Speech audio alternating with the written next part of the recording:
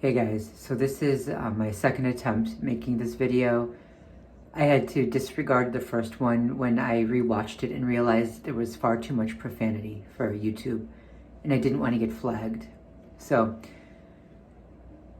attempt number 2. Yesterday I was telling a friend that I was not looking forward to today. I knew this was not going to be a good day. And I was right. I had to go downstairs to the lobby today and I had to make 2 trips downstairs, and it was just one provocation after another. They really did not stop today. So what the perpetrators will do is, they will reference certain parts of my life, certain things that I've said and done in private, whether it was online, showing me that they've accessed, something I said in private to someone online, in an email, in a chat or something, or on the phone, or even just something I whispered in the bathroom. Yeah, they'll have people repeat that too. They'll have them make references to my life, to personal issues, and just to show me that they can see and hear everything. Well, and sometimes they take it a step further than that, where they'll include something, really nasty, but then, they need to, if they do that, they need to try to sort of cover for themselves. So what they'll do afterwards is they'll make all those references that, the nasty, whatever, and include something nasty in it. And then when they're done, they'll add another statement, which makes it seem like they were talking about something else or someone else or another issue, which then, it makes them look completely innocent. So when the target gets angry, it looks like he or she got angry for nothing. Oh, we weren't talking about you. This is the conniving, the scheming. I mean, you would not believe how underhanded these monsters are. But hey, that's what covert warfare is, right? It's a constant attack in ways that are very hard to prove. That's the problem. Okay, so I got into the elevator to go downstairs, and there were 2 people in the elevator, a man and a woman. The man works here, the woman lives here. Both of them are perpetrators. They've made comments in reference to things I've said and done in private in the past. And the man was, he was the one who was going along with that Russian woman who I said was perping me and really giving me a hard time. And just, for heads up, the guy is not Russian, and the woman in the elevator today was also not Russian. But the last time I spoke about an issue, I think, in the elevator, it was a Russian woman who was giving me a hard time. And that happens quite often. A lot of the people following me around are Russian. A lot of them making the comments and the gestures are Russian. They have Russian accents. So, just FYI. And again, I'm not saying that it's Russia behind this. I don't know who's doing this. But we know that our own government is involved. The cops don't help us. They mark us down as mentally ill. They haven't done that to me yet, but they've written up other targets as mentally ill. We know when we go for help, we don't get help. Right? Our own government is involved. So if it was just Russia doing this, why would our own government be this lax about what's happening to us? Especially intelligence agencies who know what kind of warfare this is. They are well aware of what Zerzetzung is. They know what MK Ultra is. They know what COINTELPRO is, right? So when someone comes and complains about this type of warfare being waged on them, to immediately accuse those people of mental illness, which then flags them and, it prevents them from ever really getting help in the future because they're just considered paranoid or deluded. Well, this is suspicious then. At least give us enough credit to investigate. Anyway, if Russia has, is this involved in this Zerzetzung style warfare, modern day Zerzetzung is what gang stalking is, then they've already infiltrated our entire government and they've taken over, they've conquered us. And this did not start with Trump, this started before him. Okay, he's going to make it worse because of Putin, and they're not taking the Russia threat seriously. but it did not start with him. And, you know, the other side didn't take it seriously either.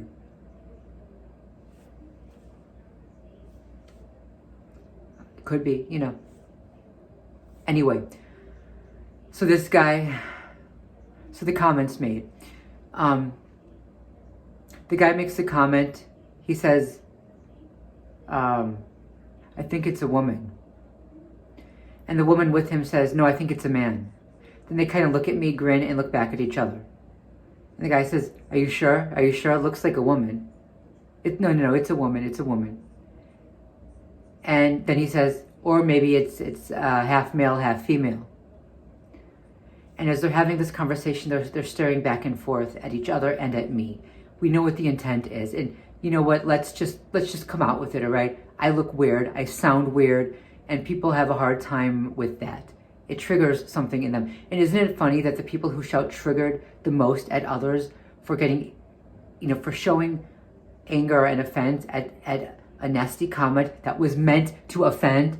If someone is going to make a nasty comment, obviously the purpose is to offend. So then what the hell is the purpose of feigning upset or feigning shock that the person they were trying to offend showed offense? I don't play these games well. This is twisted. Okay? But I'm getting a little off topic. You know, it's the people who shout triggered the most at others, who get rightfully angry at genuine wrongs that have been done, are actually themselves the most easily triggered. Right? It's in anything upsets them. Anything. You flinch and they're upset again. You know, you flinch and they hate you. And partly because they've been conditioned to hate you. And so anything you do is going to trigger that hatred in them. I look weird. I sound weird. And, you know, people sometimes, they have issues. They don't know my gender, or it could be anything, right? And so, you know, and I know, I don't know. But anyway, so this isn't the first time that comments were made regarding that issue, and so they made those comments, and they were looking back and forth at me, and they kept referring to me as it, which is a reference to my childhood, because when I was a kid, people would call me it. They would call me it all the time. And, you know, I know a lot of guys, they get called gay in the worst possible way, right, in the derogatory sense. And a lot of women, you know, they get called, you know, stupid bitch and you know, dehumanized that way, and you know, their body is attacked in every way, and you know, they get accused of being poor mothers and poor caregivers and this and that, and nothing they ever do is good enough, right? Even if they've spent their lives caring for other people, and the worthless trash calling them these things and pointing their finger at them have done nothing for anyone. You know, and for the men, you know, who are being, you know, called gay, and you know, who's calling you gay? A bunch of pathetic cowards who gather in a massive group to hunt, stalk, and terrorize lone targets who they don't believe can ever fight back. That's who's calling you gay. Right? You know, consider who's attacking your gender. Guys, consider the nature of the pathetic cowards who are attacking your gender identity or your sexuality. They might work themselves up over you. They have to work themselves up over the target and convince themselves there's something wrong with the target in order to justify what they're doing to the target. But they don't believe you can ever really fight back. How can one person fight a mob who has them outnumbered, outgeared, and outresourced? This is a coward's war that these vermin are fighting. This you know, allows them to enjoy the thrill of the hunt without any real risk to their own lives. They don't believe you can ever do anything to them. This is like stepping on an ant. And they delude themselves into believing there's something heroic in this. It's pathetic. It's cowardly. You know, even if their own family members were attacked, they wouldn't stand up against the real threat because they're afraid of it. That's why they're bending over for it. They would go right along with the attack on their own family members. These are the people attacking your sexuality, guys.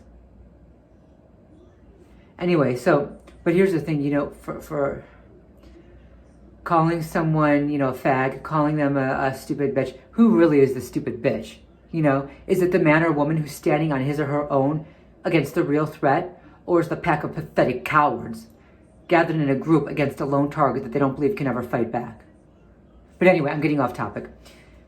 Who calling someone these things, okay, it's meant to offend, but at least it's not a complete disacknowledgement of their existence as a thinking, breathing, feeling creature, right?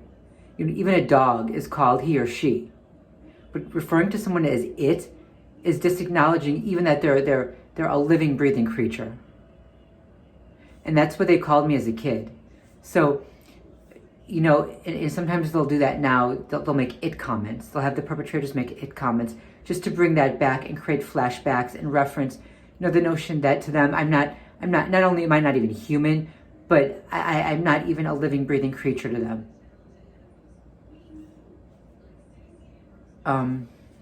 Anyway, so they made those comments, and before, the elevator stopped to let the woman out, she asked me, she said she didn't remember my name. And then she said she wanted to guess. So she made a few guesses. And one of the guesses was the name of one of the main perpetrators here who has a lot of power. He has more power than others. He works here.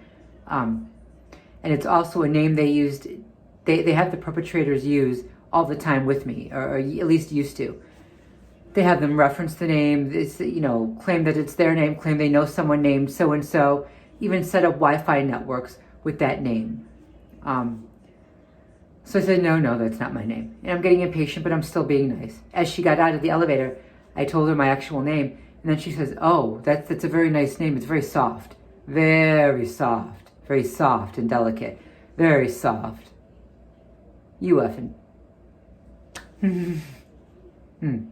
Okay, so, and they frame this all as just a friendly conversation. It is so sick. It is so perverse. And by this point, these pathetic monsters, they know that what they're doing is not right. Even if we say in the beginning that some of these perpetrators think that they're actually working for the good side, they're trying to monitor a real threat, they've been lied to about the target and so on. At some point, that's no longer an excuse. Once they get to a point where they're intentionally trying to dehumanize and degrade the target, or whether when they're pounding on the door and running off, or coming into the target's home and breaking something, or opening a window and then leaving so the target knows it's there, or doing something to the food, doing something to the water. At that point, they know damn well they're not on the good side. They're not working for the good guys, but they're too pathetic and cowardly to stand against the real threat. Okay, fast forward, get downstairs, whatever, I do what I have to do. I go back to wait for the elevator, and another guy, he comes in, I've seen him before. He starts, he gets a text, and then after he gets the text, he looks at me, and then he starts wiggling around and jiggling and tapping his foot, and of course, that draws my attention to his feet, so I look down. I noticed he's wearing my shoes, not the shoes I was wearing today downstairs. He was wearing another pair of shoes that, and now for me, because I went vegan, I tried to find shoes that were not made with animal products, right, with leather or fur. And, I have fake, faux fur, but I don't want real leather or real fur. These shoes were very hard to find, so they're not shoes that people wear every day. And, he was wearing them, the exact same shoes. He was carrying the Starbucks cup. And, they're making a lot of coffee references now, and I mentioned that in the past. A few days ago, they had someone with a coffee cup, a woman, with the big words Colombia written on it. Why? Because I had been trying to order Colombia coffee, and they never had it. Because what I want, they don't have. They'll have it for other people, but for me, they won't. And I really had a craving for Colombia coffee. They didn't have it. So then, and I had been looking it up too. So she had the big Colombia on it, and she actually shoved it in my face to make damn sure I saw it, right? But okay, so this guy, he had his coffee, he got the shoes, and then he gave the little cough and the little gesture before we got back into the elevator to go up. And with him came the other guy from the elevator on the way down, right? He got into. Okay, So I went up. I had to bring something upstairs, and then I had to go back downstairs for a moment. I hate it when I have to make this many trips. On the way back down, a guy got in, and the shirt he was wearing referenced running and running speed. And this is relevant to my life because I had been, that I took up jogging back and forth, and I'm trying to back and forth in the apartment, and it's crowded and it's cramped and it's difficult, but I'm doing it. I'm trying to increase speed because eventually I do want to run a 5K. But I was getting angry with myself because my speed, my run time was not increasing. I was getting frustrated with that. So I think it increased by a few seconds, but that's not much. So I was getting frustrated with that. So on his shirt, it referenced how increasing how to increase run speed. So that was a reference to what was going on with, in the apartment with me. Just one reference after another. Another woman was in the elevator, and she was wearing this specific cross necklace that I have. Now, I've been to church. I've been around people with wearing crosses all the time. That's nothing major. A lot of people do. But this was different. It was not a common necklace. That I'm not going to describe it, because if I describe it, what's going to happen is the perpetrators will start wearing that same necklace around other targets to perp the other targets and reference me. So I'm not going to try to set that up. I'm not going to risk that. But just understand, it was not a common cross necklace. It was different, and she was wearing it. It's just one reference after another after another. Copying me, copying my life, referencing things I've said and done in private.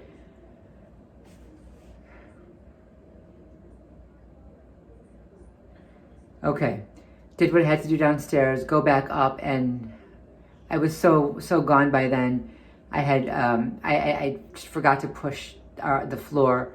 And of course, because we passed it, went all the way up to the top floor, didn't stop. And I expect that as soon as I realized I had missed the floor, I knew we were going all the way up. I knew they would pull that crap. I was telling a friend yesterday that I knew today was going to be a bad day because on significant days, they get worse. And, he even mentioned that before too, that on holidays and on certain days, they do get worse. And he was right. So I was mentioning yesterday that I was not looking forward to today. Well, happy fucking birthday to me.